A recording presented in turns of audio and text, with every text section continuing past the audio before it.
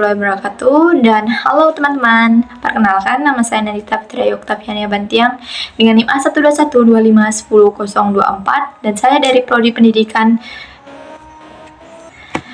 Bahasa Inggris, Fakultas Keguruan dan Ilmu Pendidikan Universitas Tadulako. Dan di sini saya akan memaparkan sebuah resume dari kelompok 2, yaitu kelompok saya sendiri, mengenai demokrasi di Indonesia. Jadi, sebelum kita mengenal lebih jauh apa itu demokrasi di Indonesia, tentunya kita harus mengerti pengertiannya terlebih dahulu. Jadi, demokrasi adalah sistem pemerintahan di Indonesia yang dimana berdasarkan dengan nilai-nilai yang tertera pada Pancasila dan UUD 1945. Sistem ini mengutamakan musyawarah dan juga pengambilan keputusan secara mufakat, serta melakukan gotong royong, keadilan sosial, dan menghormati seluruh hak asasi manusia. Dan yang kedua yaitu kedaulatan rakyat, yang dimana kedaulatan rakyat ini berartian bahwa rakyat dapat memilih kekuasaan,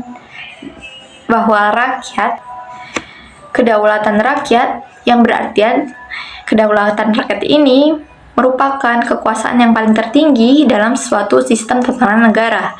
Dalam demokrasi di Indonesia, rakyat dapat menentukan siapa pemimpin selanjutnya dan juga ikut berpartisipasi langsung dalam pemilihan calon presiden dan wakil presiden.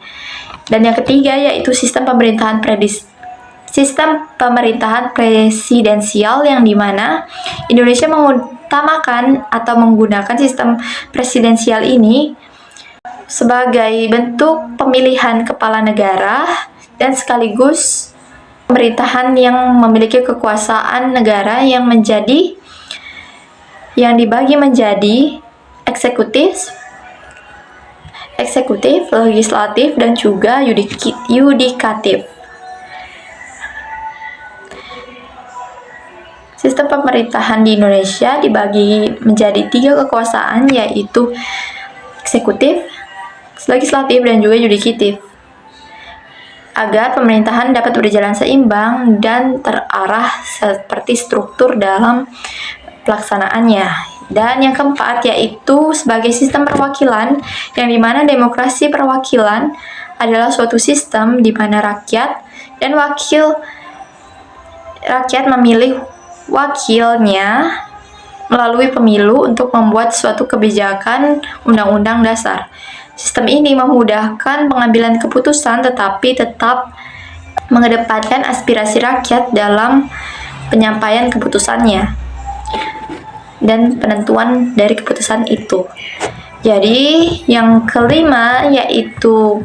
pada poin yang kelima yaitu menghormati hak asasi manusia, dijelaskan bahwa demokrasi merupakan suatu bentuk tatanan negara yang wajib menjamin pelaksanaan HAM dapat berjalan sesuai dengan hukum yang tertera, yaitu bersifat adil dan juga transparan.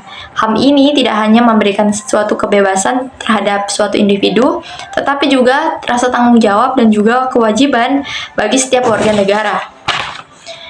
Dan pada poin yang keenam yaitu mengutamakan musyawarah untuk mufakat, di mana musyawarah untuk mufakat ini adalah proses dalam berdiskusi bersama untuk mencapai suatu keputusan dan juga yang bisa disepakati oleh setiap pihak. Prinsip ini sesuai dengan sila keempat, yang dimana Pancasila menjadi ciri khas dari demokrasi di Indonesia. Dan pada poin yang ketujuh yaitu pemilu, di mana pemilu ini adalah sarana rakyat untuk dapat memilih suatu pemimpin dan wakil rakyatnya secara demokratis, dan pemilu ini bertujuan untuk mewujudkan pemerintahan yang adil, sah, dan juga sesuai dengan keinginan dan kehendak rakyat. Dan pada poin yang ke-8 yaitu keseimbangan hak dan juga kewajiban, dikatakan di sini sebagai warga negara, setiap orang memiliki hak dan juga kewajiban yang berjalan seimbang untuk menciptakan kehidupan masyarakat yang tertib dan juga harmonis. Dan lanjut kepada poin yang keempat, pada poin yang ke-9 yaitu pengakuan keberagaman. Indonesia sendiri memiliki keberagaman suku, agama, budaya, dan juga bahasa yang harus dihargai. Sikap saling menghormati perbedaan penting untuk menjaga suatu persatuan dan juga mencegah terjadinya konflik sosial. Dan yang terakhir yaitu pelaksanaan checks and balance. Pelaksanaan checks and balance sendiri adalah suatu pengawasan antar lembaga negara agar tidak terjadi penyalahgunaan suatu kewenangan dari jajaran pemerintahan. Sistem ini menjaga keseimbangan antara anggota legislatif dan juga